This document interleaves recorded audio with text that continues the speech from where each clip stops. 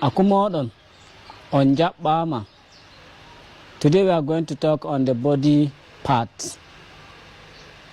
Bandu, balli, hore, ko'e, jungo, juuɗe, kosngal, kosɗe, yeeso, geeshe, hitere, gite, girawol, giraaji, waywayko, waywaykoji, kinal, kine, honduko, konduɗe, tondu, tondi,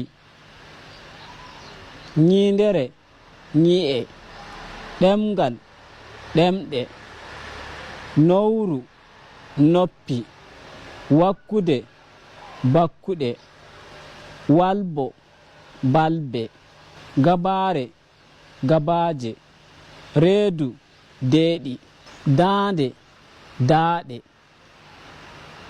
ɓaawo, ɓaawe, hoondu, kooli, hoondu koyngal, kooli koyɗe, newre, newe, teppere, teppe, soɓɓundu, soɓɓuli, howru, koppi, dango, dawɗe, poɗere, pooɓe, ngaandi, gaandiji, ƴiiƴam, ƴiiƴamji, ƴi'al, ƴi'e, ɓernde, ɓerɗe.